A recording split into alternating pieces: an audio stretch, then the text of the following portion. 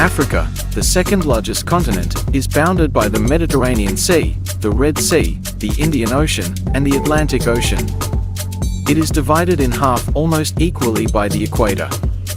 Africa's physical geography, environment and resources, and human geography can be considered separately. The origin of the name Africa is greatly disputed by scholars. Most believe it stems from words used by the Phoenicians, Greeks, and Romans. Important words include the Egyptian word Afruika, meaning motherland, the Greek word Afraik, meaning without colt, and the Latin word Aprica, meaning sunny. A number of factors influence Africa's sunny climate. The equator nearly bisects the continent into two equal parts. Climatic zones lie on either side of this line as if it were a mirror, with tropical wet climates closer to the equator and more arid conditions closer to the tropics. This climatic symmetry is disturbed, however, by Africa's unequal shape. The continent's narrow southern section is far more influenced by oceanic factors than the bulging northern section. Africa's northern half is more dry and hot, while its southern end is more humid and cool. Climatic factors greatly influence Africa's agriculture, which is considered the continent's single most important economic activity. Agriculture employs 2/3 of the continent's working population and contributes 20 to 60% of every country's gross domestic product, GDP. GDP is the total value of goods and services produced in a country during 1 year. Important climatic regions of agriculture include tropical wet, savanna, desert, Mediterranean, and highland. Tropical wet conditions occur along the equator, the Gulf of Guinea, and the East Madagascar coast. Temperatures remain near 27 degrees Celsius, 80 degrees Fahrenheit, year-round. Annual precipitation varies from 152 centimeters, 60 inches, inland to 330 centimeters, 130 inches, along the coasts. Important crops to Africa's tropical wet regions include the plantain, pineapple, coffee, cocoa, and oil palms. Oil from this palm tree is the primary cooking oil in Africa, as familiar as olive oil or corn oil in North America. Savanna conditions occur in much of eastern and southern Africa. Temperatures here are cooler and more variant than in tropical wet regions. Annual precipitation is between 50 and 152 centimeters, 20 to 60 inches.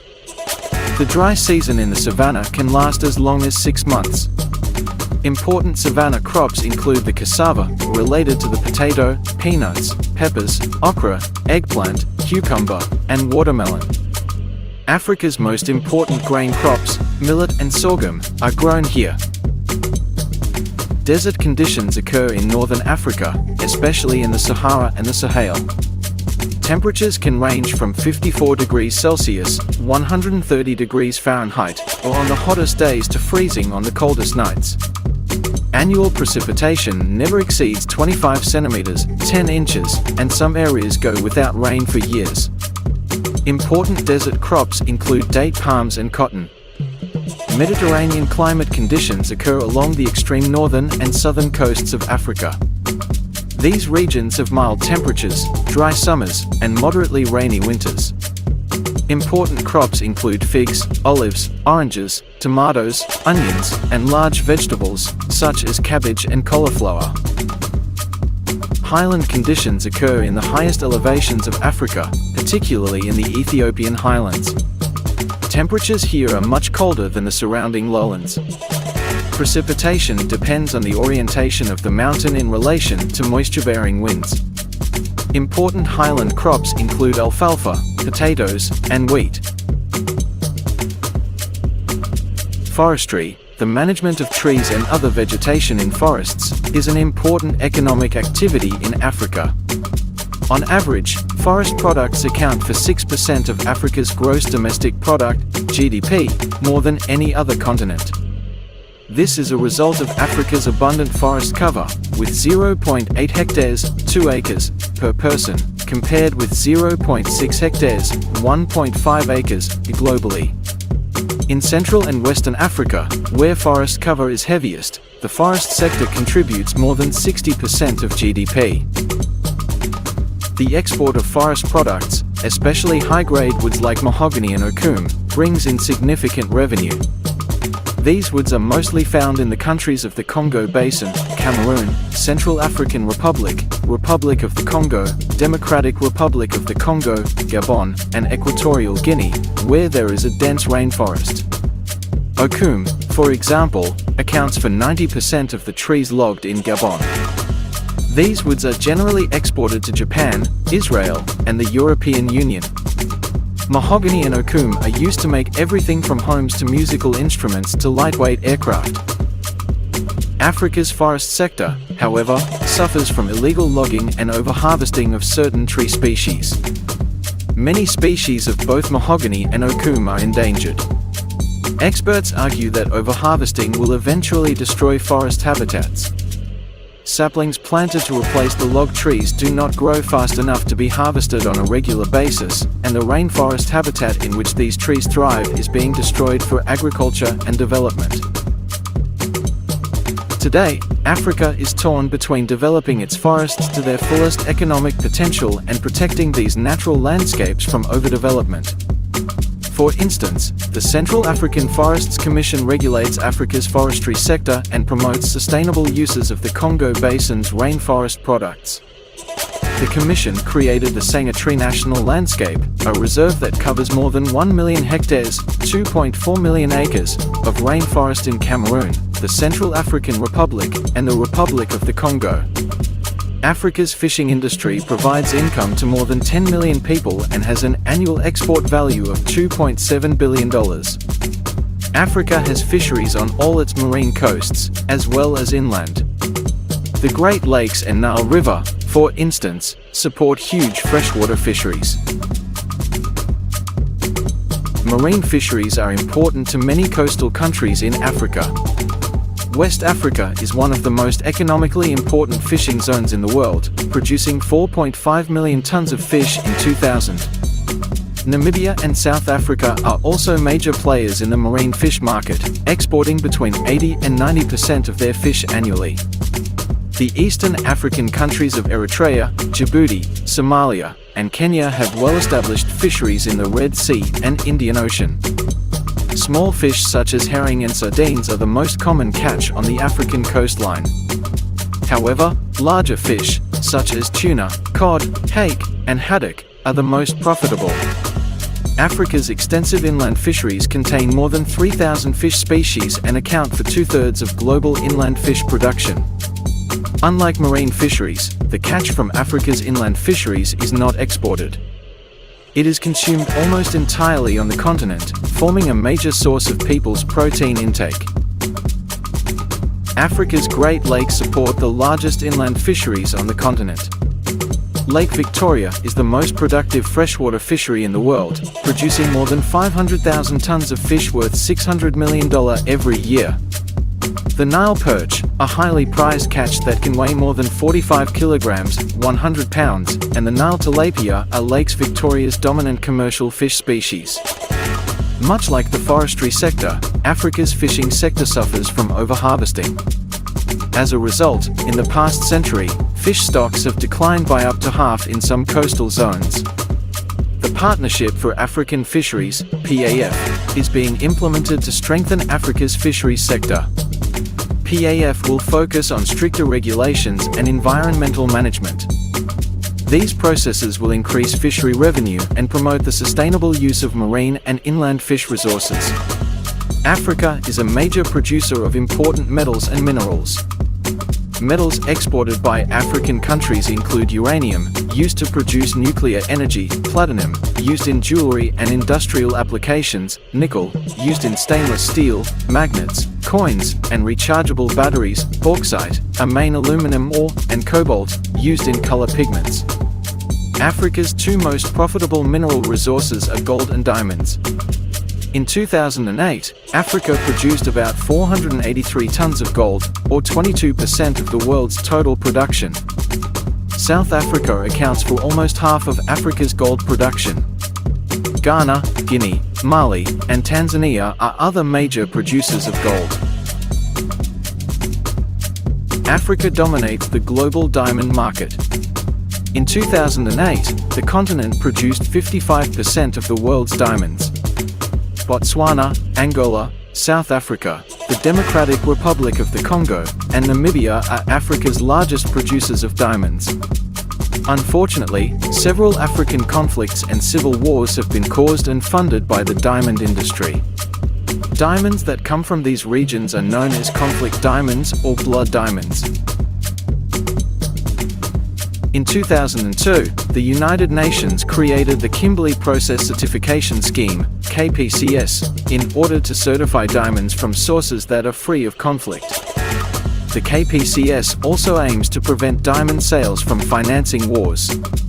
Countries that do not meet KPCS requirements are not allowed to trade with much of the rest of the world. The Republic of the Congo, the Democratic Republic of the Congo, and Côte d'Ivoire have all been expelled at some point in the last decade. Africa is home to select deposits of oil and natural gas, which are drilled for energy and fuel. In 2007, the continent produced 12.5% of the world's total oil production and 6.45% of the world's total natural gas production. Nigeria, Libya, Algeria, Egypt, and Angola dominate Africa's oil industry. Oil exploration has significantly increased on the continent, and many countries are looking to become first-time producers. Oil and natural gas production have also been connected to civil conflict. In Nigeria, guerrilla groups have attacked oil infrastructure and stolen oil from pipelines since the early 1990s. These groups, primarily ethnic minorities, say foreign oil companies have exploited their labor while keeping most of the wealth. They also charge that out-of-date equipment has severely polluted air, soil, and water resources. This pollution has led to losses in arable land and fish stocks.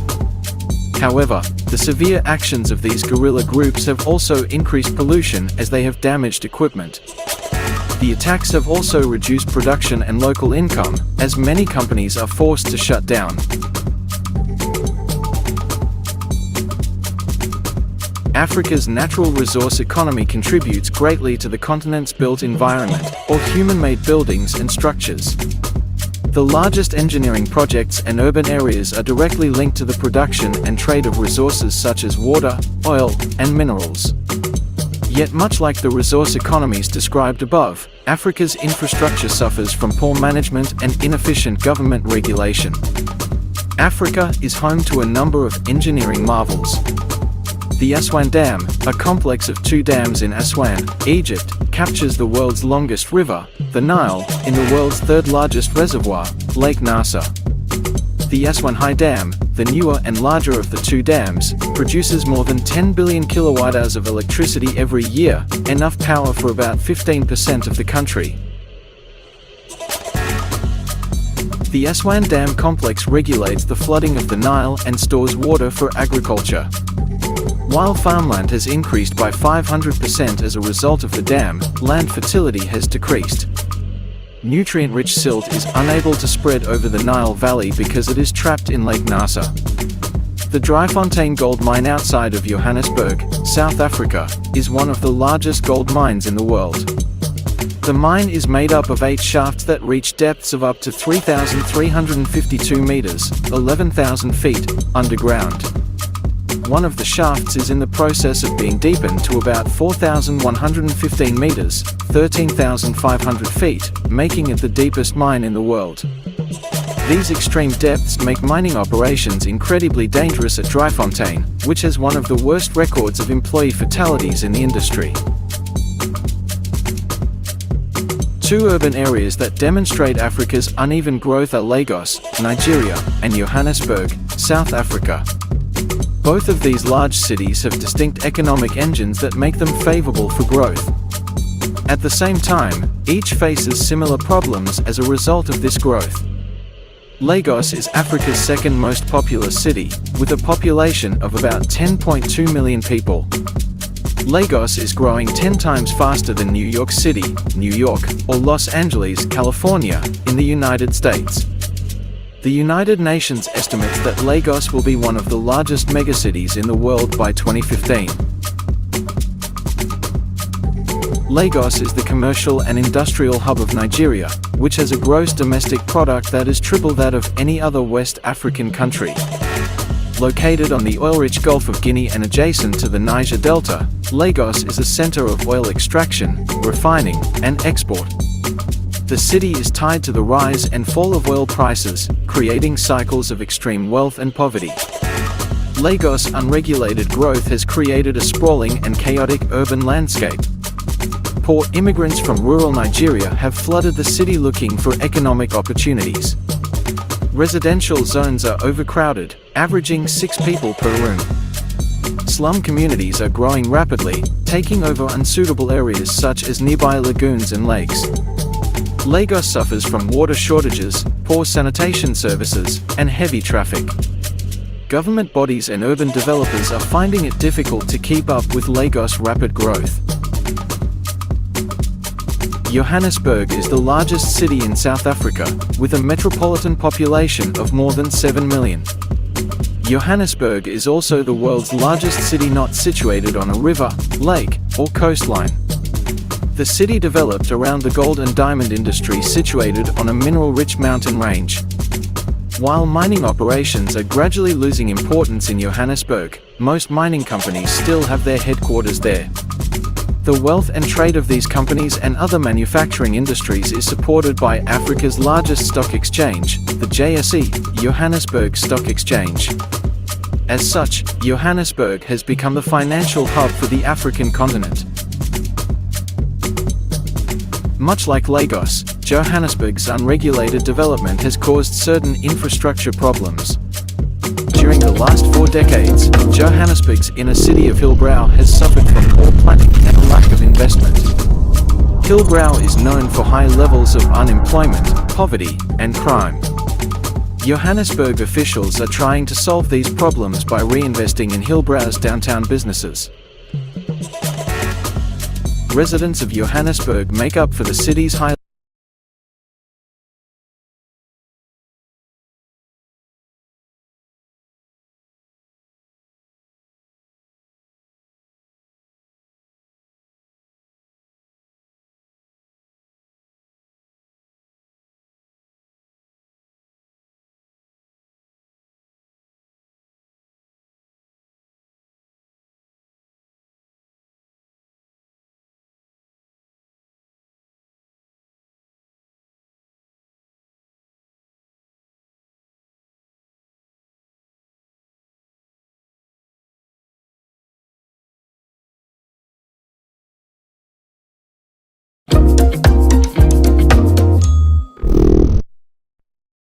Italy is a top tourist destination that requires no introduction. It is quite difficult to find a better country to visit that is more diverse, multifaceted, and rich in culture and food like Italy. The amazing thing about this country is that every traveler will surely find something of interest in a country like Italy. This country is unbelievably rich in culture, ancient history, beautiful natural scenery, ancient ruins, majestic mountains, and amazing Italian cuisines to name a few. These are some of the reasons why Italy tops my list of countries that I would like to travel to. In this essay, I would try my best to make you fall in love with this country so that it becomes a top destination for you too. Secondly, I would want to visit Italy because of the mouth-watering foods and delicious Italian cuisine. Italian cuisine is said to be the finest and rare delicacies when it comes to food. As a food lover, I would love to taste the wood-fired pizzas, Tuscan pasta, good house wine, Italian spaghetti, famous Italian tomato sauce, and all other Italian foods. It is no secret that Italy also has the best red wine in the world. People travel from all over the